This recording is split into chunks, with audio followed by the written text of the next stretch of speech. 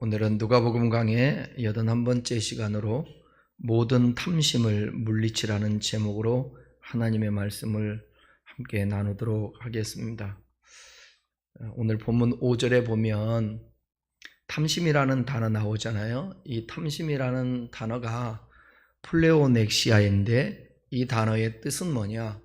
자기의 분에 넘치도록 더 많이 가지려고 하는 욕심 입니다. 이러한 더 많이 갖고 싶은 욕망들은 다 누구에게나 있습니다. 모든 탐심을 물리치라 했는데 여기에서 모든 탐심은 물질에만 국한되는 것이 아니고 과도의 욕심을 부리게 되는 세상에 속한 모든 것을 그 대상으로 하고 있습니다. 성경은 말하죠.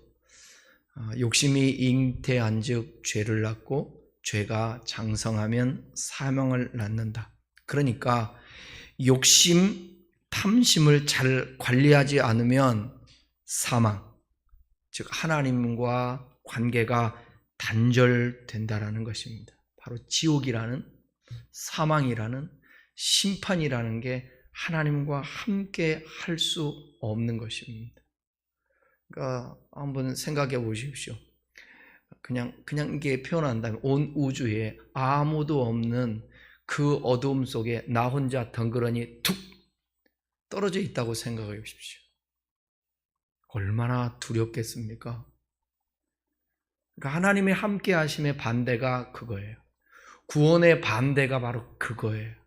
근데 오늘 분명히 말씀하시기를 주님께서 우리가 탐심으로 욕심으로 가득 차면 그러면 그 사망, 하나님과 단절된다라는 것입니다. 자기 분에 넘치도록 더 많이 가지려고 하는 욕심. 물어볼게요. 하나님은 공평하신 하나님이십니까? 아, 그래요? 나는 하나님이 공평하지 않은 것 같은데. 세상 사람들이 보는 관점에서 보면 하나님이 어떻게 공평해요? 여러분같이 예쁘고 잘생기게 생긴 사람도 있고 또 나를 얘기하면 또 그러니까 또 다른 사람 또 못난 사람도 있고 장애우로 태어난 사람이 있고 건강하게 태어난 사람이 있고 키가 성년인데도 불구하고 150밖에 안 되는 사람이 있는가 하면 어떤 사람은 184 공평하십니까? 하나님이 공평한가요? 어떤 사람은 저 아프리카에서 태어나게 하고 어떤 사람은 강남 한 복판에서 태어나게 하고 공평하십니까? 헷갈려요? 어떤 사람은 태어날 때부터 IQ가 참 좋고 어떤 사람은 나같이 IQ가 낮고 아무리 암송을 하려고 해도 암송이 안 되는데 어떤 사람은 그냥 한번 쭉 읽고 하면 암송이 돼. 공평하십니까? 어떤 사람은 좋은 차를 타고 어떤 사람은 참 가다서다 하는 그런 차를 타고 있어요. 공평하십니까? 이런 예는 수도 없이 들을 수 있습니다. 그럼에도 불구하고 우리는 고백하죠. 여러분처럼 하나님은 공평하시다고. 그러니까 어떤 입장에서 공평하다고 말해야 되느냐. 예를 든다면 달란트 비유 있잖아요. 1달란트, 3달란트, 5달란트. 달란트를 예를 들어서 받았다라는 거예요. 근데 이 자체로 보면 하나님이 공평하세요? 안 공평하세요? 안 공평하죠. 왜 누구에게는 하나를 주고 누구에게는 둘을 주고 셋을 주고 넷을 주고 다섯을 주고 다르잖아요. 근데 만약에 1달란트 받은 자에게 5달란트를 남기라고 한다. 성경은 그렇게 말하지 않죠. 1달란트 받은 자에게 1달란트를 남기라고 합니다. 3달란트 받은 자에게 5달란트 남기라고 안 합니다. 3달란트 남기라고 합니다. 5달란트 받은 자에게 10달란트 남기라고 안 해요. 5달란트 남기라고 해요. 그러니까 어떤 면에서 공평한가? 하나님이 주신 대로 그 안에서 최선을 다하며 내 형편껏 남기고 받아들이고 자족하는 입장에서는 하나님 공평하신 거예요. 그죠? 받은 입장에서 생각을 해보세요. 1달란트에게 5달란트라고 하면 그건 공평하지 않잖아요. 근데 1달란트 받은 사람은 1달란트만 남기래요. 5달란트 받은 자에게 1달란트 남기라고 했으면 5달란트와 1달란트 받은 자를 비교해 보면 공평하지 않잖아요.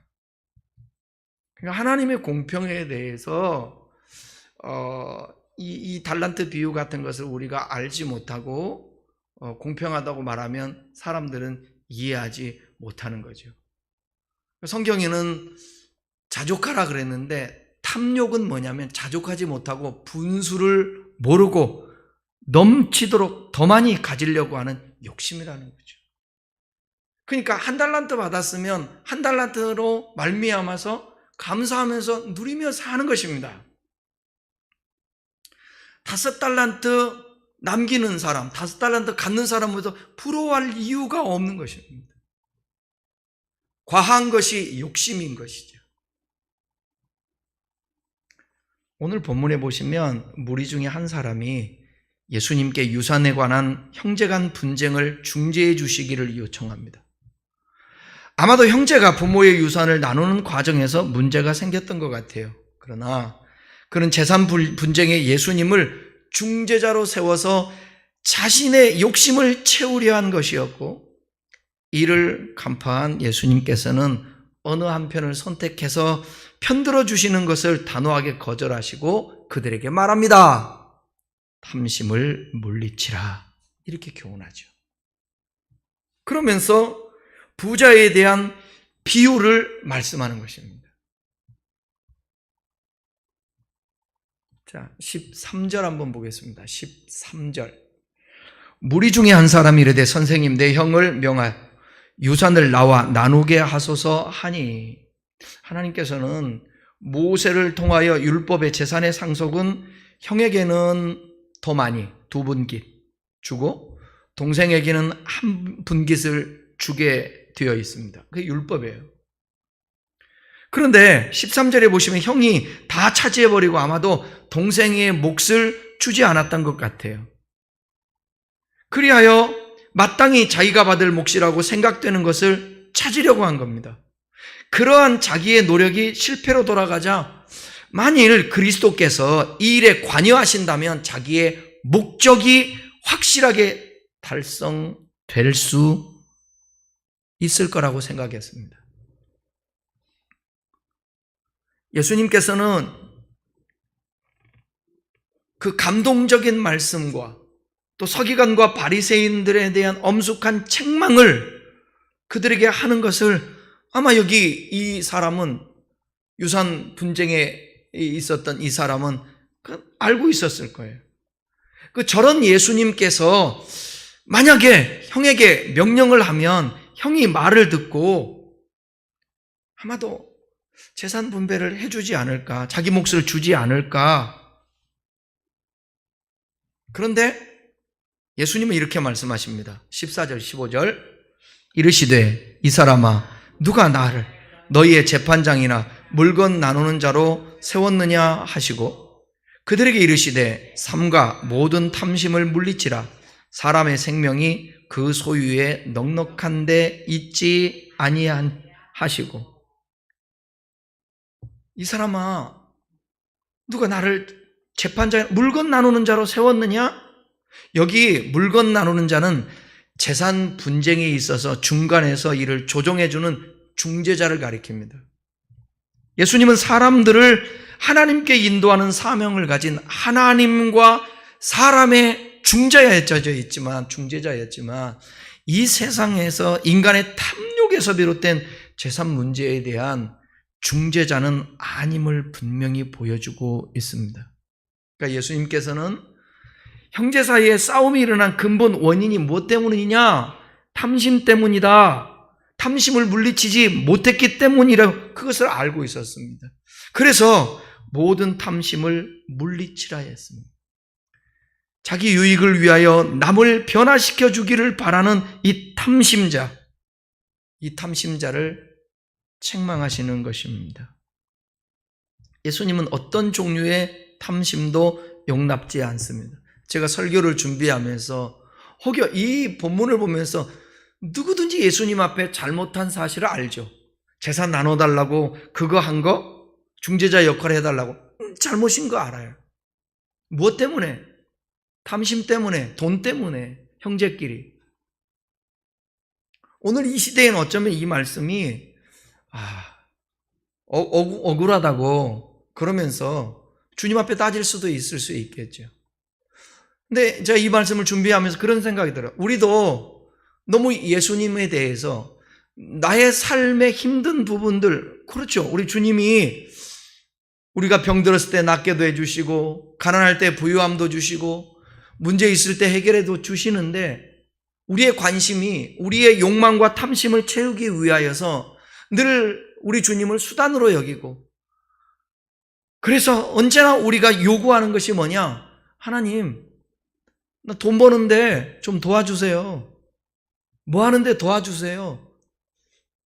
그것이 내 탐심에서, 탐욕에서 오는 거라면 우리 주님이 오늘 본문에서 책망한 것처럼 우리도 책망을 들을 수 있다는 것입니다. 10계명 중에 10번째 계명이 있습니다. 출애굽기 20장 17절 한번 보겠습니다. 내 이웃의 집을 탐내지 말지니라. 내 이웃의 아내나 그의 남종이나 여종이나 그 소나 그의 나귀나 물은 내 이웃의 소유를 탐내지 말지니라. 우리 인간들에게 누구나 다 이 탐심이 있어요. 탐심은 아까 얘기했잖아요. 더 많이, 더욱더 많이 가리라는 욕심. 더 많이, 더 좋은 것. 하여튼 더해요, 더. 자기 아내보다 이웃의 아내가 더 예뻐 보이는 거예요. 자기 남편보다 이웃의 남편이 더 훌륭해 보이는 것입니다. 그래서 남의 떡이 더 커 보이는 거예요. 인간의 이 안에 깔려있는 그 남의 것에 대한 어떤 욕망, 그 남의 것이 늘 크게 보이고, 그러지 않아요? 짬짬이 나온 그 이유를 알잖아요.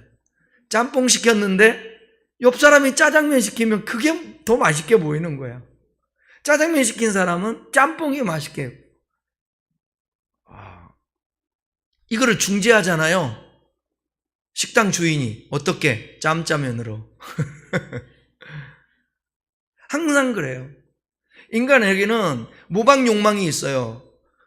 프랑스의 르네 지라르가 한 말, 모방 욕망을 얘기하는데 이거예요. 제가 전에도 말씀드렸는데, 아니 아기가 혼자 놀 때 자기는 자동차를 갖다가 엄마 아빠가 사준 정말 큰 자동차, 아니 돈으로 해도 그 몇만 원짜리를 사준 거죠. 근데 아이 하나가 자동차를 가지고 와서 같이 노는데 그게 뭐냐? 정말 요만한 몇천 원짜리야. 그러면 몇만 원짜리 가지고 노는 게 자기가 그거 좋다고 그냥 계속 놀면 얼마나 좋아요. 꼭 다윗과 같아요. 남의 아내 그 취한 것 같이. 그래서 이 아이가 빼앗는 거예요. 몇천 원짜리를.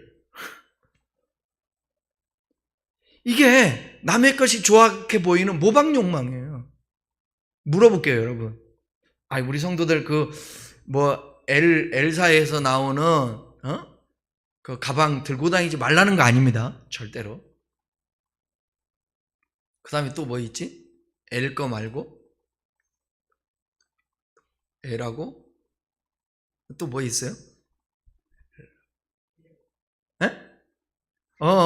뭐 있으니 S가 있다고 그래. S 있어. 이렇게 된 거, 그것들. 아니, 내가 자매라도 나 들고 싶을 것 같아. 근데 그거 들으면, 크기로 얘기하면, 가방의 역할이 꼭 엘사에서 나온 것만이 잘 담고 그런 거 아니잖아요. 근데 누군가가 들고 다니니까 멋있어 보이고 값어치가 있다고 생각하고 그것 때문에 그 사람의 퀄리티가 올라가니까 나도 갖고 싶은 거예요. 그래서 항상 모델을 어떤 사람 세웁니까? 예쁜 사람. 항상 예쁘고 잘났고 들고 있으면 멋있는 사람. 연예인도 잘 나가는 사람. 왜냐하면 그래야 나도 사면 저 사람과 같은 대리만족을 하게 되는 거죠. 이걸 모방 욕망이라고 합니다. 인간이 가지고 있는 이 안에 있는 어쩔 수 없는 본능적인 거예요. 이게 과해지면 뭐가 되느냐? 탐심인 거예요. 탐심. 자기의 분수를 넘으면 이게 탐심인 거예요. 왜 나는 5달란트가 안 좋냐고, 나 5달란트 가져야 되겠다고 1달란트짜리가 5달란트를, 여러분 역량이 1달란트면 1달란트밖에 안 되는 거예요. 거기도 얼마든지, 우리 잘 알잖아요. 밥만 먹고 사는 사람도, 자동차 없어도 신발 안 신고 사는 사람도 얼마든지 우리보다 행복하게 산다고. 근데 1달란트 받은 사람이 1달란트 말고 5달란트를 갖고 싶은 욕망을 가질 때 그게 탐심이 되는 겁니다. 여기에는 어떤 방법이 동원돼야 되는데 죄 지을 확률이 많아요. 왜? 하나님은 나 열심히 해도 그거밖에 안 되게 했는데 5개를 가지려면 빼앗든지 도둑질하든지 사기를 치든지 그래야 되잖아요. 전에 제가 십계명 설교하면서 말씀드렸는데 기억하시나 모르겠어요. 왜 하나님이 11계명, 12계명, 13계명, 200계명 쫙 말씀할 수 있는데 십계명에서 딱 끝났냐? 모든 죄는 내 이웃의 것을 탐내는 것에서 요거만 해결되면 어떤 죄들도 극복할 수 있고 더 다른 계명 안 줘도 되니까. 하나님 사랑과 이웃 사랑이라는 이 계명은 모든 것이 다 포함되어 있는 거예요.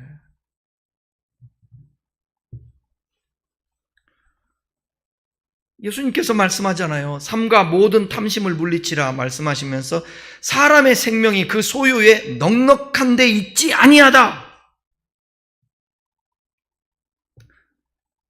여기 생명이라고 번역된 조에라는 이 단어, 그 용례를 보게 되면 크게 죽음과 대조된 육체의 생명과 또 하나님께서 믿는 자에게 주시는 초자연적인 생명으로 구분돼요. 그러니까 본문에서 조에는 뭐냐? 초자연적인 생명을 사용해서 이 세상의 소유로는 절대로 얻을 수 없는 영원한 생명을 가리킨다는 것입니다.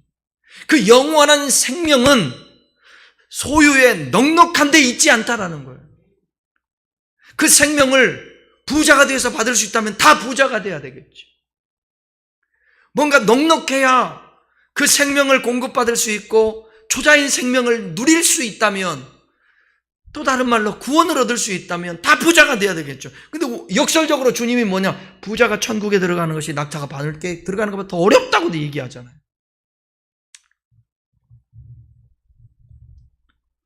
그러니까 우리가 함께 읽었던 그 생명이라는 이 조회가 강조되는 이 생명의 속성은 또 뭐냐? 영원성을 말하는 거예요. 이 세상에 있는 것들은, 소유들은 한계가 있잖아요. 모든 것들은 다 낡아 없어져요. 아무리 옷도 좋아 보여도 그것이 낡아요. 낡아 없어져요. 근데 생명의 속성이 뭐냐? 영원하다라는 거예요. 이 세상에 어떤 것으로도 영원한 생명을 줄 수 없고 영원한 평안과 기쁨을 획득할 수 없습니다. 어떤 사람 행복해하고 기뻐하고 평안을 얻는데 뭐냐? 환경은 바뀐 게 하나도 없어요. 그 뭐가 바뀌었다라는 거예요? 환경이 바뀐 게 아니라 내 가치관과 내 의미 추구와 깨달음이 있었기 때문에 그런 거예요. 여러분 오늘 이 말씀을 들으면서 영원한 평안과 영원한 기쁨은 생명에 있는 거예요. 그 생명이 뭐냐? 내가 곧 길이요 진리요 생명이라. 우리 주님, 그 주님으로 인하여서 내가 오늘 하늘나라 시민권자가 되고 하나님의 자녀가 되고 하나님의 소유가 되고 하나님 앞에 맡긴 바가 된 존재가 됐다라는 거죠. 우리 함께 읽었던 이 본절 이후에 나오고 있는 비유에 나오는 한 부자는 이 세상의 소유물을 통해서 평안과 기쁨을 추구하였지만 그것은 일시적인 것으로 그의 죽음과 함께 끝나고 말았다라는 거예요. 그래서 이제 예수님께서는 16절부터 한 부자의 비유를 통해 사람의 생명이 소유의 넉넉함이 있지 않음을 설명해 주고 있습니다. 한 걸음 더 나아가 이 세상 재물에 대한 집착의 어리석음을 다시 한번 비유를 통하여 교훈합니다. 차라리 이 설교를 들으면서 어떤 사람은 그럴 거예요. 난 그래도 하나님 돈 주세요. 채워주세요. 생명이고 뭐고. 그러지 마시고 생각을 바꾸세요. 하나님 말씀으로 귀 기울이세요. 지금 그 상황이 하나님이 외면했다든지 하나님이 모르고 계시다든지 하나님이 나를 포기했다든지 버렸다든지 그러지 않아요. 내가 주님의 손을 놓고 내 맘대로 살지 않는 한 하나님은 그 사건과 그 상황과 그 형편을 보고 계세요. 보고 계시다고. 그러니까 그 자리에서 하나님께 물으세요. 그리고 여러분의 생각을 바꾸세요. 가치를 바꾸세요. 16절, 17절 비유의 내용입니다. 한번 읽어보겠습니다. 또 비유로 그들에게 말하여 이르시되 한 부자가 그 밭에 소출이 풍성하며 심중에 생각하여 이르되 내가 곡식 쌓아둘 곳이 없으니 어찌할까 하고. 부자는 지금 고민을 합니다. 이 고민은 즐거운 고민이에요? 아니면 물으나 마나죠. 즐거운 고민이에요. 잘되고 소출이 많음에 고민하게 됐어요. 돈이 많은 게 고민이에요. 오늘날로 얘기하면 행복한 고민. 그러나 하나님 보시기에는 어리석게 보인 것입니다. 이 부자는 자기 소유에 대해서 매우 강한 집착을 가지고 있음을 보여주는데, 이 표현 속에 보게 되면 그가 그 모든 소유를 오로지 자기만을 위하여 사용하고 이웃이나 하나님은 아무것도 내어주지 않는 이기적인 자였음을 드러냅니다. 어리석은 부자는 자신의 소유의 풍성함이 하나님께서 주신 것임을 모르는 채 오로지 그 모든 것이 자기 자신의 것만으로 알고 있었다라는 거죠. 오늘날로 얘기하면 내가 운이 좋고 내가 능력이 있고 내가 노력해서 이렇게 얻은 건데 주님은 그걸 어리석은 부자라고 말합니다. 이 세상에서 부의 축적을 위해 노력하는 것, 이거 절대로 죄가 아닙니다. 죄 아니에요. 다만 예수님께서 이 비유를 들어서 말씀하신 것은 세상의 부만을 절대적인 것으로 알고 집착하는 자들의 영적 무지 상태를 지적하기 위함이라는 거예요. 이 부자가 계속해서 골똘히 생각하며 고민한 것은 뭐냐? 구체적으로 더 이상 쌓을 곳이 없는 그 많은 곡식을 어떻게 저장할까? 저와 여러분 같으면 어떻게 저장할까가 아니라 어떻게 해야 되는 거예요? 어떻게 분배할까? 나눌까? 섬길까? 이게 예수 믿는 사람들이라고. 이게 예수님 믿는 사람들의 가치라고. 콩 한 쪽이라도 좀 나눠 먹고. 아멘. 네.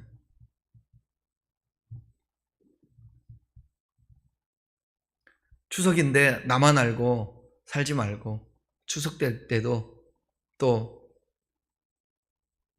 관계된 사람에게 나누기도 하고 인사도 하고 그런 것이 끝나버리잖아요. 그러면 이 세상이 각자 도생, 나는 나 너는 너, 너무 삭막한 세상이에요. 삭막한 세상. 제가 치리 목사에서 이제 안수받게 그렇게 가서 예배도 드리고 회의를 진행했던 전수아님이 목사님 되셨죠. 나이도 저보다 더 많으신데 학교에서 공부하는데 문자가 왔더라고요. 그래서 전화해 봤더니 목사님 교회에 내려오는데 사과 갖다 놨으니까 드세요. 그래서 아유 뭐 이런 걸 해요. 다음부터는 챙기지 않아도 돼요. 하지 마세요. 왜? 뭐 그거 한다고 해서 그분이 뭐 있고 없고 되겠습니까? 그런데 그렇게 형편이 그렇게 또 개척하는 상황이고 성도들도 있지도 않고 많이 그런 거 챙기는데 생각해야 되고 또 힘들고 오히려 부끄럽죠. 오히려 내가 더 섬겨야 되는데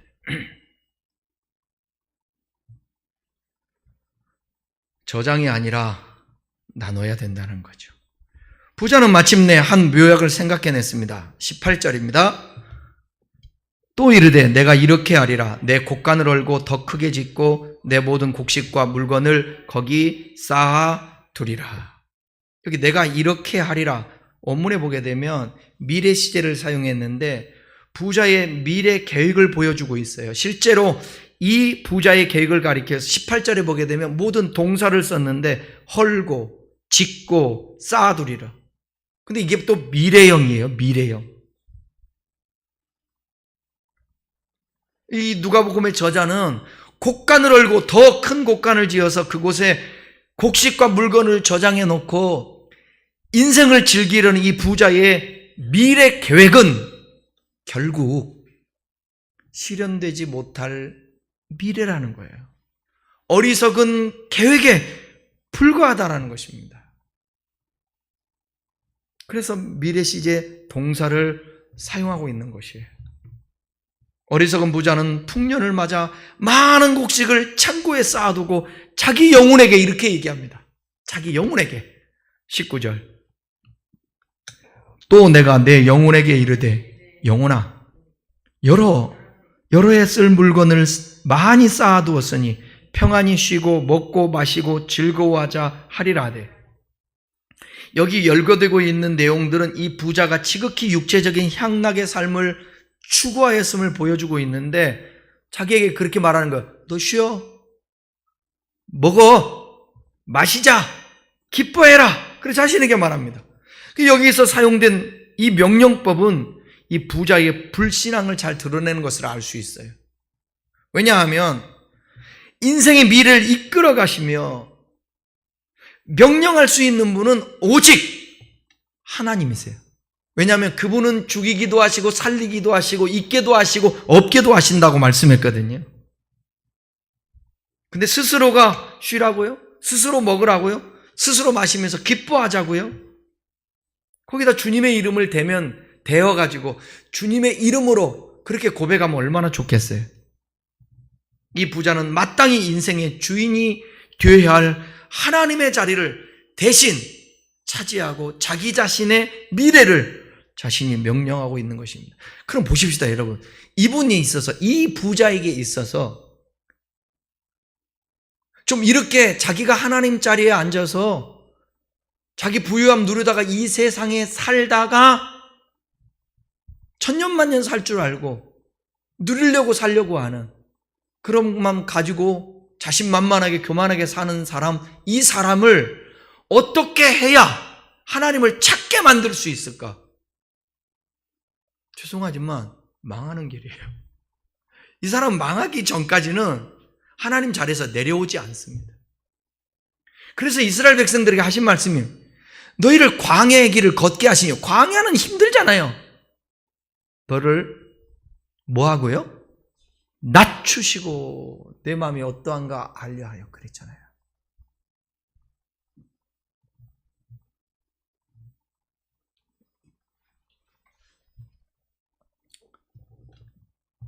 이 부자는 자기 인생에 있어서 육체적 쾌락만을 추구하며 전혀 하나님을 인정하지 않는 불신앙의 사람이었습니다.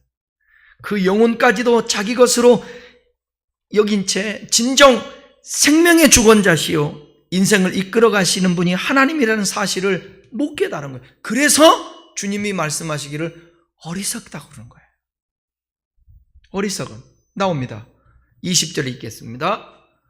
하나님은 이르시되 어리석은 자여 오늘 밤에 내 영혼을 도로 찾으리니 그러면 내 준비한 것 누구의 것이 되겠느냐 하셨으니, 이 어리석은 자란 지혜 없는 무분별한 이 부자의 어리석음이란 참된 가치가 어디에 있는지를 바로 분별하지 못한 데 있습니다. 그는 오로지 이 세상의 풍부함만을 최고의 가치로 여겼던 것입니다. 또 이 부자의 어리석음은 그의 소유를 지혜롭게 사용하지 못한 데 있다라는 것입니다. 자기 자신만을 위하여 재물을 쌓아둘 뿐, 이웃에게 구제하지도 않고 하나님께 드리지도 않고 오직 자기의 부요만 채웠던 것입니다. 결국 본문에서 말하고 있는 그의 어리석음이란 뭐냐? 그 부자가 이 세상의 창고에만 자기의 재물을 쌓았을 뿐 영원한 하나님 나라를 위해서는 아무것도 준비하지 않고, 실제로 겉으로는 여러분 풍요로운데 내면으로서는 그의 삶은 아무것도 얻지 못한 공허한 삶을 살았다는 것입니다.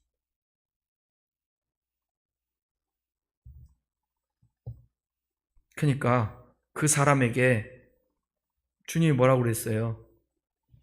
오늘 밤에 그는 내일을 위하여서 창고를 헐고 더 큰 창고를 짓고 창고에다가 쌓아놓으려고 했는데, 내일을 위해서. 그런데 우리 주님 말하잖아요. 오늘 밤에 내 영혼을 찾으면, 그러면 네가 준비한 이 모든 것들이 누구것이 되겠느냐? 오늘날 물질 문명의 홍수 가운데 휩싸여 진실로 중요한 하나님의 일을 도외시하고 이 세상의 것에만 모든 관심을 갖는 현대인들 역시 하나님 보시기에 실로 어리석은 자일 수 있다는 것입니다. 근데 예수 믿는 사람들까지 가치를 추구하지 않고 물질을 추구한다는 거죠. 부자가 싫은 사람이 어디 있겠습니까? 돈이 싫은 사람이 어디 있겠습니까? 풍성한 것들이 싫은 사람이 어디 있겠습니까? 그러나 그것이 과할 때 그건 탐욕으로 인하여서 내가 취할 수 있다는 거예요. 나눔이 없는 사람, 베풀미 없는 사람, 섬김이 없는 사람, 하나님 앞에 드리는데 벌벌벌 떠는 사람, 주님의 것을 구별하지 못하는 사람, 그런 사람도 똑같은 거예요. 어리석은 거예요. 우리가 올 때 빈손으로 왔기 때문에 갈 때 빈손으로 가요. 그래서 뭐라고 그래요? 공수레의 공수거라고. 그런데 그 중심에 탐욕이 자리하고 있기 때문에 남들과 비교하여 나만큼은 더 가져야 된다고 그 생각이 자신을 지배하게 되면 이 사람은 불행한 사람이 되는 거예요. 디모데전서 6장 7절 8절 읽겠습니다. 우리가 세상에 아무것도 가지고 온 것이 없으며 또한 아무것도 가지고 가지 못하리니 우리가 먹을 것과 입을 것이 있은즉 족한 줄로 알 것이니라. 그러면 먹을 것 입을 것 없으면 불평하라 이거예요. 거기까지는 봐주겠지. 주님이 말씀하셨는데. 근데 오늘날 먹을 것 입을 것이 없는 사람이 어디 있냐고요. 우리 가운데. 만약에 그런 사람이 있다면 주변의 사람들이 살피라고 그 사람이 있는 거예요.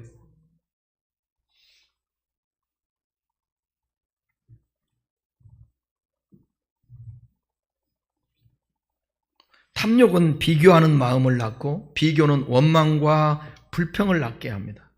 그래서 주님은 우리들에게 돈을 사랑하지 말라. 다시 말하면 비교하려고 하는 물질들, 세상의 것들 그거 사랑하지 말라. 특별히 돈. 디모데전서 6장 10절 시작. 돈을 사랑함이 일만하게 뿌리가 되는 이것을 탐내는 자들은 미혹을 받아 믿음에서 떠나 많은 근심으로 자기를 찔렀도다. 진리의 말씀이잖아요. 하나님 말씀이. 그럼 그분의 말씀이 옳잖아요. 돈을 사랑하면 그게 이 탐욕이 되는데, 탐욕은 믿음까지도 버리게 된다는 거예요. 자기를 찔린다는 것입니다. 주님께서는 재물을 쌓아두는 그 자리에 하나님을 채우라고 말하고 있는 것입니다. 21절입니다. 자기를 위하여 재물을 쌓아두고 하나님께 대하여 부하지 못한 자가 이와 같으리라. 이런 어리석은, 지금까지 설명한 어리석은 자와 같은 거. 어떤 사람이 자기만을 위해서 쌓아놓는 사람, 그리고 하나님에 대해서는 부요하지 못한, 이런 자를 어리석은 자라고 하는데, 이제는 재물을 쌓아두려는 탐욕의 자를 비우고 대신 그 자리에 예수님, 예수로 부유함을 채우라는 것입니다. 하나님에 대하여와 자기를 위하여, 이게 대조되고 있는데, 이러한 대조는 재물 자체가 나쁜 것이 아니라 그것을 어떻게 사용하는 것이 중요한가, 그걸 말하려고 하는 거예요. 자기 자신만을 위하여 재물을 사용하는 것이 아니라 그것을 하나님께 쌓아두는 것을 올바르게 재물을 사용하는 것임을 교훈하고 있습니다. 여러분, 하나님께 부유한 자가 되시기 바랍니다. 우리가 추구해야 될 것은 하나님 나라를 위한 재물 사용인 것입니다. 그러니까 주님을 전제로 하고 내가 주 안에 살고 있고 하나님의 통치와 간섭과 인도 속에 내가 주님의 영광을 위해서 산다라는 전제 아래서 모든 사고를 하고 그 안에서 얻어지는 소유들을 내가 누리면서 또 주님 앞에 드리면서 살아가는 것이죠. 미래교회가 존재하기 쉽지 않은 그 이유 중에 하나가 성도의 숫자도 숫자지만 뭐냐? 물질의 문제인 거죠. 물질. 왜냐하면 교회를 유지를 해야 되지 않습니까? 교회를 유지해야 되잖아요. 그러니까 교회에 내가 다닌다, 하나님을 섬긴다, 내가 천국 백성이 되었다, 하늘을 소망하며 산다. 그런데 그 공동체들이 교회에 모인다. 그러면 그 교회가 운영될 수 있도록, 그 교회가 돌아갈 수 있도록, 그런데 물질 세계 속에 살아가니까 당연히 물질이 필요하지 않겠어요? 근데 요즘 다음 세대들은 그래요. 교회에서 물질 얘기만 하면 그거 좋아하지 않아요. 나 지금 살기도 힘들고 결혼하고 준비하는 것도 힘든데 무슨 헌금을 하며 교회에 헌신을 하며 그런 사고들이 있다는 거죠. 그러니까 미래 교회는 진짜 이게 쉽지가 않아요. 그래서 주님이 말씀하고 있는 거예요. 쌓아서 자기만을 위하여서 살지 말고 하나님께 부유케, 하나님에 대해서 부유한 자가 되라고. 말씀을 마치겠습니다. 행복지수 1위인 덴마크의 행복의 원인을 휘게라는 단어에서 찾는다고 하는데, 이 휘게라는 단어는 소박하고 여유로운 시간, 이 뜻을 갖고 있대요. 그러니까 뭐 우리 소확행 막 이러듯이 여기 휘게하면 소박하고 여유로운 시간. 사람들이 추구하는 게 뭐냐? 많은 거, 큰 거, 뭐 이런 게 아니라 소박하고 여유로운 시간을 갖기를 원한다는 거. 탐욕은 성취가 아닙니다. 탐욕은요, 부함이 아닙니다. 탐욕은 오히려 사랑과 행복을 집어삼키는, 이건 괴물일 수도 있습니다. 탐심은 땅의 것에만 하나 더, 좀 더 많이, 조금만 더 하다가 하나님께 대하여 부요치 못하게 되는 것입니다. 그러다가 믿음도 잃어버립니다. 세상 일에는 부유하게 하고 하나님 일에는 부유치 못한 어리석은 부자 같게 합니다. 부자는 여러 해 먹고 놀고 쉬고 할 것을 쌓아두고 연락을 즐길 것을 생각합니다. 그런데 우리 주님의 말씀, 무서운 말씀 아닙니까? 그 밤에, 바로 그 밤에 죽습니다. 그 영혼을 불러가니까. 여러분, 우리의 삶과 죽음은 발 한 이게 한 발자국 아니겠습니까? 그리고 우리는 매일매일마다 내일로 미루지 말고 오늘 어떤 선택을 하고 내가 어떤 것을 이해를 하고 누릴 때에 그게 뭐 해야 되느냐? 가치, 의미. 그 가치와 의미는 주 안에서 주님이 말씀하신 대로. 그러니까 있잖아요. 여기에 속으면서 살지 않으려면 불평하고 원망하고 하나님 왜 예수 믿는데 복 안 줍니까? 이렇게 안 하려면 매일매일마다 그분에게 내 감정을 아뢰고 왜 내 이런 마음이 생깁니까? 제 마음을, 이런 마음을 주님 깨닫게 해주시고 잠재워 주시고 통제해 주시고 어리석지 않게 도와주십시오. 계속 기도하는 것입니다. 욕망이 막 치고 올라올 때, 불평이 막 올라올 때 주님은 말합니다. 삼가 탐심을 물리치라. 사람의 생명이 그 소유에 넉넉한 데 있지 아니하니라. 주님은 내가 할 도리를 하고 관계가 되어지면 그분은 우리의 삶을 인도하시는데 그 인도하시는 과정 속에 필요한 이른비와 늦은비를 주십니다. 농경사회잖아요. 성경이 기록될 그 당시는 농경사회이기 때문에 그 농경사회에서 가장 중요한 게 먹고 사는 건데 가장 중요한 게 먹고 살려면 뭐냐? 하늘에서 비가 와야 돼요. 왜? 애굽 같지 않으니까. 물 대서 농사 짓는 게 아니에요. 하늘에서 내리는 대로 땅에 흡수하는 땅이라 비가 와야 돼요. 근데 하나님과의 올바른 관계를 갖고 살아가면 주님께서 이른 비와 늦은 비를 주신다라는 거예요. 저도 미래가 걱정이 될 때 있어요. 왜 걱정이 안 됩니까? 순간순간.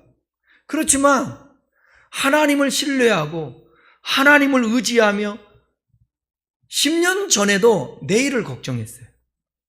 20년 전에도 내일을 걱정했어요. 그런데 여기까지 왔어요. 그 오늘 걱정해도 또 10년, 20년 앞으로 가서 보면 뭐라고 얘기하냐? 걱정 괜히 했네. 다 하나님이 인도하셨는데, 하나님이 도와주셨는데, 억울하잖아요. 시간 낭비잖아요. 그러니까 그 믿음 가지고 사는 것입니다. 그래서 오늘의 하나님께 집중해서 다음 달 한 달을 인도받으면 그 다음 달 마지막 날 또 인도하심의 경험과 확신 때문에 또 하나님 경유해서 또 인도받는 거예요. 이렇게 가는 거예요, 인생. 그 하나님이 부족하게 주시면 자족하는가 보다. 하나님이 더 기도하라는가 보다. 하나님이 더 공급받으라고 그런가 보다.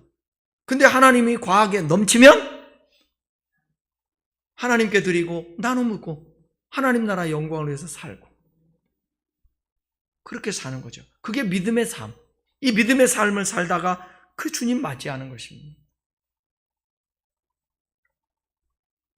우리 이 세상에 여러분 탐욕 때문에 욕심 부려서 그 탐심 때문에 다른 사람을 고통스럽게 하지 않기를 바랍니다. 남을 속이지 않기를 바랍니다. 불의를 행치 않기를 바랍니다. 그리고 내 것 채우기 위해서 재산 싸움들 많이 하잖아요. 요즘 형제들끼리. 누가 많이 갔네. 안 주네, 주네. 서로 그러면서. 탐심에서 나오는 것이니까. 탐심 없이 하나님과 함께해서 하나님이 인도하시고 공급하시고 엮어주시고 이끌어주시는 대로 살 수 있는 여러분 될 수 있기를 바라며 모든 탐심을 틈타지 않도록 물리치기를 축원합니다. 기도하겠습니다.